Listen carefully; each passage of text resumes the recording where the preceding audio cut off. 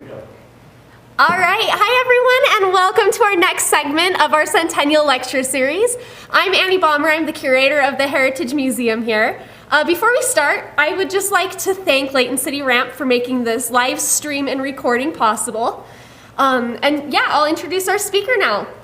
So Joyce Brown has strong roots in Leighton. Her ancestors helped establish Leighton as she grew up on a small farm that was located where Tanner Clinic is now located. While attending Utah State, she met her husband, Stan Brown. After Stan graduated, they moved back to Leighton where they raised their 3 children. They now have 10 grandchildren that are scattered across the country. Joyce has served as a Leighton City Council member, and she now serves as a member of the Leighton City Heritage Museum Board. So we'd like to welcome Joyce to come up, and she is going to talk about That Was Entertainment.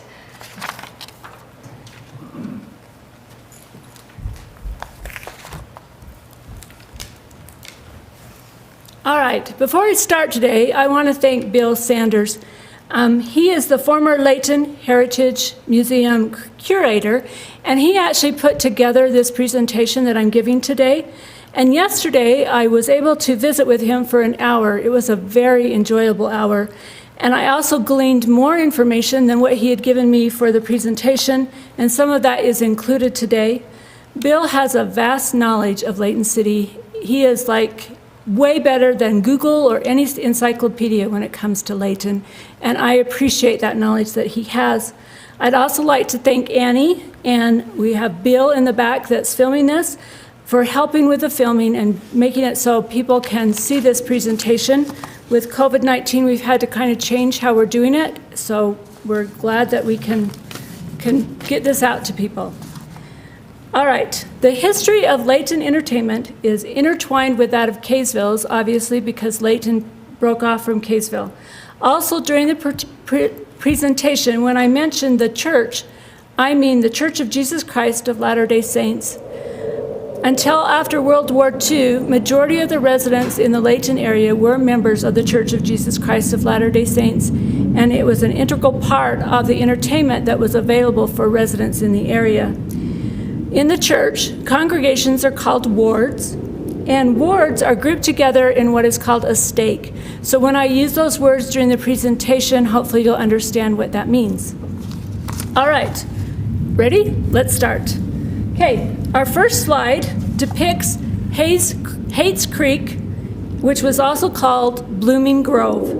When the first pioneers came to the area, they had to find their own entertainment. There was obviously nothing here. So they went to a place that was at the corner of where West Kaysville and Farmington come together, and it was called Hates Creek. This was one of the only places in the area that actually had trees and grass, and so it was a place that they could go and find shade and relax, and they built there a fire pit. And around that fire pit, they would circle their wagons, similar to what they did as they came across the plains. And there they would have dances, summer picnics, and tell stories and just relax from a hard day's work. It was hard work, you know, putting together their homes and their farms in this desert climate. All right, next we have the Kays Creek Ward Meeting House. This photo is from around 1855. This was the very first public indoor space in the community. In 1864, the Kays Ward organized a brass band. He was helping me figure out how I can change the screen, but now it went way ahead. So, you're changing it though, aren't you, Annie? Okay, I'm not going to worry about it.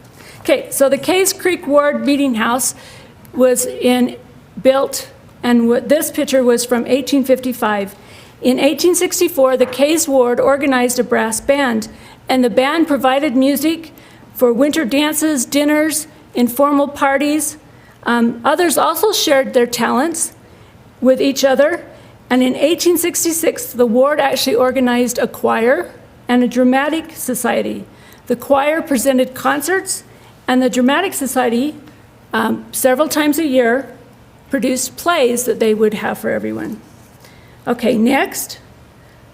You do have to change your slides. It's the one linked to the online. It's what? This is the one that's going online, so you Okay. have to change Okay, that. so how do I get back to where I'm at? This is back, that's forward. All right, I do need to change the slides, so hang on just a second. Okay, so we're going to go back, and you saw that this is the Hates Creek campsite. Then this is the Kays Ward Meeting House and the brass band that I talked about. Oh, it keeps wanting to jump more than... Okay. This slide is about the Fiddlers Creek area. Fiddlers Creek was first called Holmes Creek, and it was an area where saints in the area would gather for entertainment. On this street lived three men, Lewis Whitesides, Oliver Hoskins, and Jerry Wiggle, who all played the fiddle. They would play for dances and parties, and soon the roadway connecting their homes was renamed to Fiddler's Road, now known as Rosewood Lane.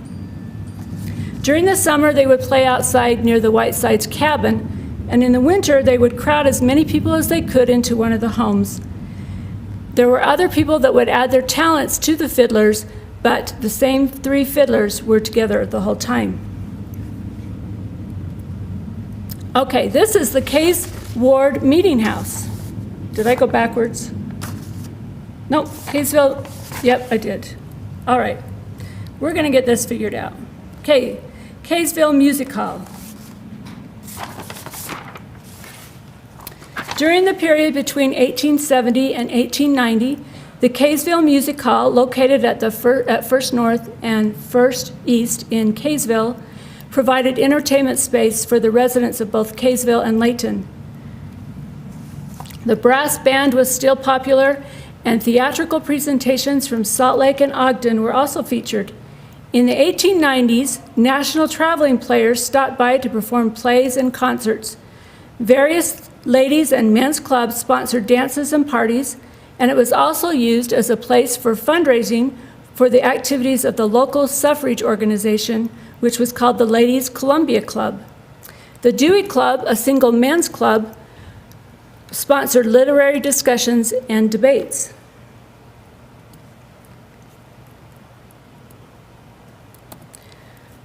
You can tell I'm not very computer literate.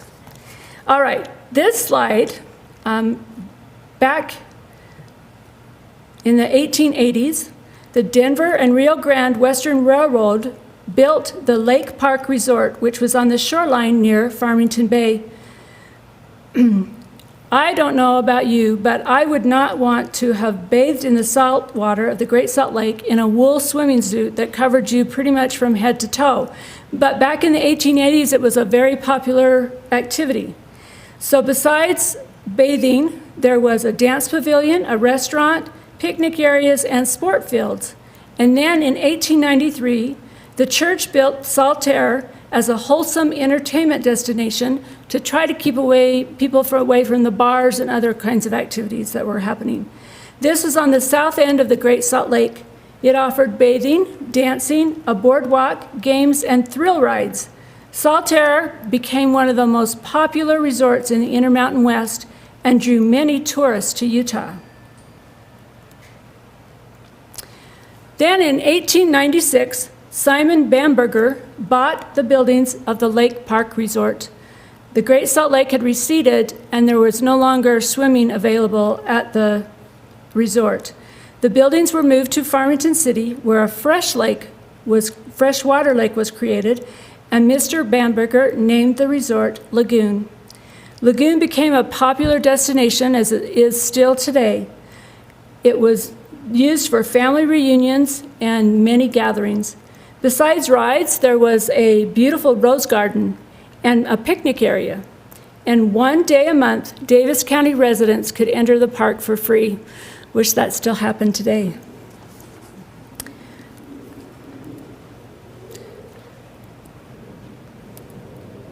Okay, this is the Leighton Ward Meeting House. It was found on Church Street. You'll notice that in Leighton, a lot of the streets were named by what happened on that street. So this was on Church Street. After Leighton separated from Kaysville, local entertainment shifted to the Leighton Ward. The meeting house on Church Street provided space for religious as well as civic activities. And in 1908, when another church building was constructed, the first building was converted into a music hall. For many years, programs, concerts, traveling vaudeville performances, and dances were held here regularly.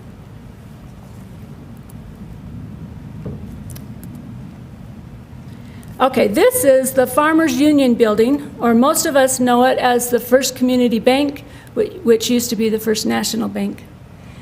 On the second floor of this building, it was a popular meeting place. Now the building on the second floor is divided into office spaces, but back in 1892, it was all one big open area. It was used for many things, but one of the things it was used for was missionary farewell fundraising dances. The ticket price for each couple was donated to the missionary to help cover their expenses. It was also used for monthly literary and sewing clubs.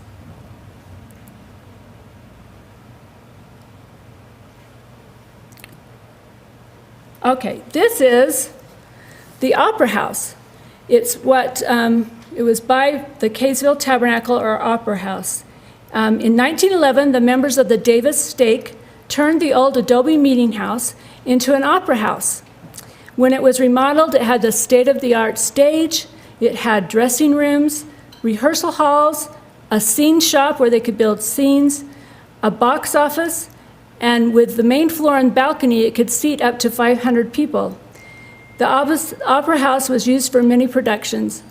Now, this was located in Kaysville, and at the time, Leighton and Kaysville were not getting along at all, but because it was owned by the church and they were all in the same stake, they got along as far as church activities. This space was used again for national traveling vaudeville productions, and it was also used by Davis High School for productions and dances. It was a very popular place from 1920 to 1930. And then a new entertainment came to town, moving movies or motion pictures. Motion pictures came to Leighton in the early 1900s. Silent films were shown in the Laytona Theater, which was attached to the back of the Cowley drugstore. And anyone who grew up in Leighton, like my age or older, knows where Cowley Drug was. Patrons entered the movie house from a side entrance. But then when the movie was over, they were directed to exit through Cowley Drug so that they could buy sodas, candy, or ice cream. Personally, I like my soda and ice cream before the movie, not after the movie, but that's what they did back then. Kind of reminds me of when you get done with a ride at Disneyland and they direct you through the gift shop as you exit. Later, when sound movies were shown, the theater was then called Laytona. In the 1930s, the Ritz Theater was built, and this was the first standard movie theater. Attending movies back then was a serious business, though. E.G. King, who was the principal at Leighton Elementary School, would monitor the theater for noise and for commotion or interference. And if you made too much noise, you were asked to leave. In the 1950s, a fire damaged the Ritz, and the theater was rebuilt, and the name was changed to the Leighton Theater. If you go to the basement of what is now Harvest Bread, you will find that the floor still slopes because it was the theater at one point. Then, in 1950, on April 21st, a brand new exciting thing opened in Leighton. It was the Davis Drive-In Theater. Two families, the Bugger family and the Thomason family, built the drive-in, and for over 20 years, people could come here and watch double features, and it was just a wonderful thing to do as a family. It is now where Kohl's is, so Kohl's is on the property of where the Davis Theater used to be.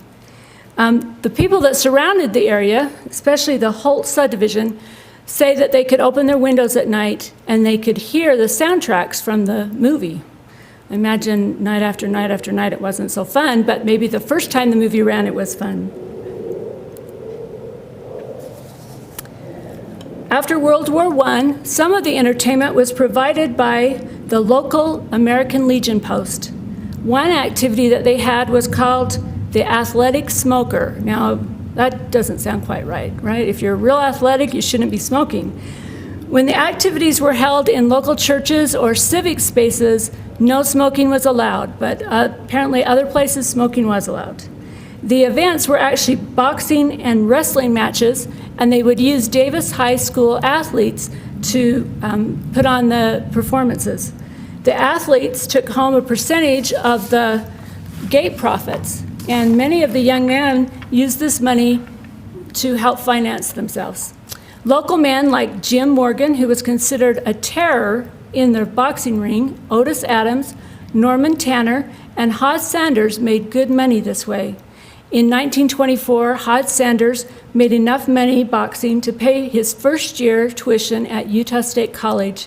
Hod Sanders later established a business in the area that we all know as Clover Club Potato Chips. Oh, and I forgot to move the screen again. Nope, let's see. Oh, I did move the screen. Now we're moving it again. Okay, so Leighton City had sports activities, and they had sports teams. They were always popular in Leighton, and they had a baseball and basketball teams as early as the mid-1880s, and competition between cities was very fierce.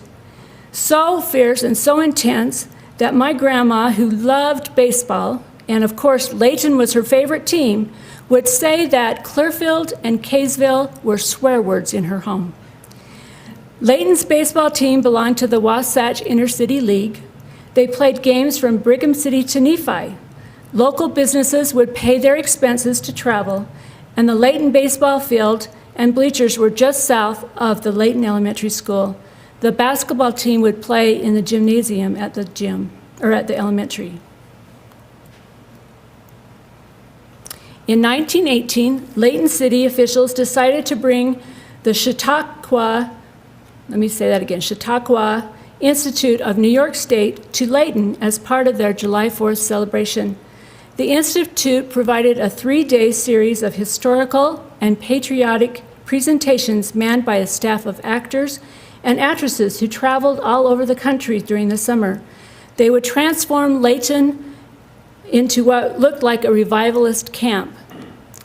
Tents were set up on the Leighton Elementary School playground, and 4 presentations were held each day for 3 days.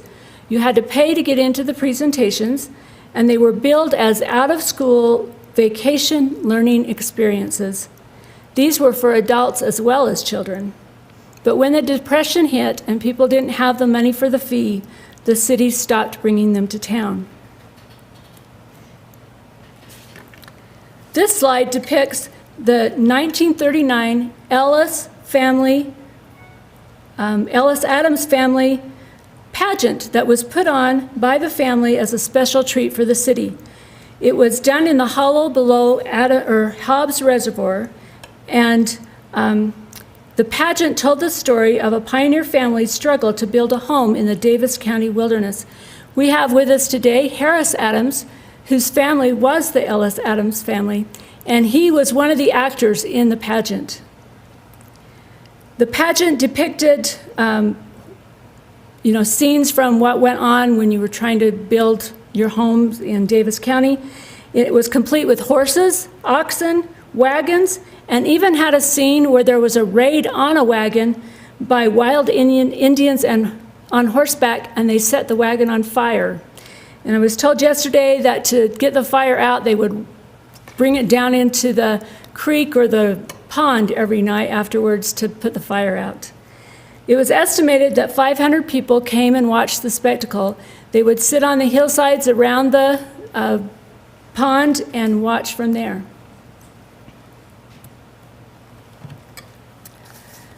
This slide depicts 2 church houses in Leighton that were used, especially in the 1940s when money was very tight for families and they couldn't afford outside entertainment. So the church would provide a lot of the entertainment. These chapels are the West Leighton Chapel and the White Chapel, as it was called. The White Chapel was located on the corner of Wasatch Drive and Gentile Street. The building's still there. It's now a U-shaped building because the chapel was taken out and there's businesses that use it for their businesses. These were used for missionary farewells, carnivals, road shows, sport activities, Christmas programs, and dear to my heart, gold and green balls.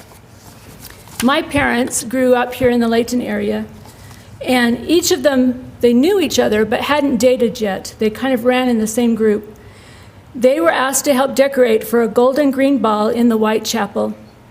As it got late, they realized that they were the only two left in the building and that all the outside doors were locked. Back then, there were no crash bars, so if the building was locked, it was locked and you were stuck inside. Fortunately, my father found one window that was cracked and he was able to open. He was able to get my mom out that window and then climb out himself. This led to them dating and then to them getting married. I'm fortunate they had gold and green balls in that white building.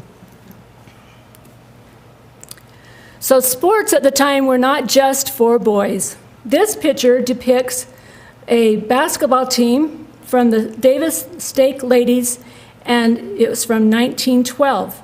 And it says that they were stake champions. Boy, I can't imagine playing basketball in those outfits. What about you? This picture depicts a gold and green ball queen, her attendants, and some primary children. This is a Boy Scout activity. The picture was taken at Ed Peak, or what's sometimes called Ed's Flat. It's at the top of the Wasatch Mountains, and to get to it, you access it from above the rifle range in Fruit Heights. And look at all those packs and everything they were going. If that was all for one night camp out, boy, that's a lot of stuff. Then, this depicts a road show. I don't know how many of you participated in road shows when you were growing up, but I did. The youth from each ward would create a short play, usually about 10 to 15 minutes, and they had costumes and built their own scenery. It would be presented at several cultural halls. If you're not familiar, the cultural hall is a part of a chapel where there's the gym and a stage. So they would present it at one of the cultural halls, then load up all their scenery and themselves in cars and drive to another chapel where they would put it on again, load up, and move on. I remember at least doing 3 churches on the same night. It's amazing that the kids survived and the scenery survived. I'm sure along the way some scenery didn't survive, but hopefully all the kids did. It was a fun activity, and at the end of the night there was a winner declared. And then winners could go on to compete with other stakes and in a local area. This is a picture from Verland Park, where we stand today in the Leighton Commons Park and the Leighton City Office buildings, and also where Leighton High School is. It used to be owned by the government, and it was a housing development that was built around the start of World War II for people that came in to work at Hill Air Force Base. There were prefabricated houses that were erected. They shared common walls, and they also shared common desire to have entertainment. Because most of them that came in weren't members of the local church area or churches, they created their own entertainment. And they would have dances, plays, musical programs, civic and social clubs. And you can see here a picture of a band and a parade, it looks like. They had a lot of activities for themselves in this area. After the war, this area, this housing area, had actually a lot of local people that after they first got married, they would live in Verland Park because it was cheap rent and they could have a place to live, including my parents.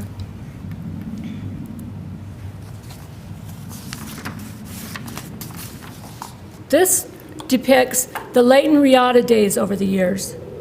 After Leighton City discontinued the Chautauqua presentations, Leighton JCs and other civic organizations came up with the idea for the Leighton Regatta Days. As I was looking at that, I'd heard Regatta Days before, but I wondered, why regatta? What is regatta?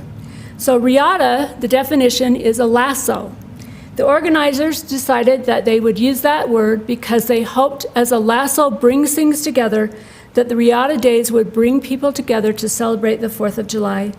Starting in 1948, Riata Days included patriotic programs, a rodeo, a chuck wagon dinner, a parade, and ended with a fireworks show. The parade didn't have near as long a route as it does today. It started at Wasatch Drive and went west on Gentile Street until it got to the elementary school, which is where it would disband. My parents used to go to this every year. I remember going and watching the parade and the fireworks. And I have one sister that for a long time thought that Riata Days was her birthday celebration. One year after my parents went to the parade and the fireworks, they then went to the hospital, and my sister was born on the 4th of July. So she always thought this was her celebration, not the city's celebration. Today, the Riata Days has become Liberty Days, and it's a fun tradition that the city has had for many years. Leighton continues to provide entertainment for its citizens. There are concerts at the Ed Kenley Amphitheater. We have beautiful parks, sports activities, movies, swimming, monthly family recreation activities, and a fabulous museum. 2020 has put many of these activities on hold, including the plans for our Centennial celebration that were supposed to have happened this year. But moving into 2021, many of those will come back in force, including the celebration for the Centennial, as soon as we get the green light. We are fortunate that Leighton provides so many opportunities for us to recreate and be entertained. Thank you.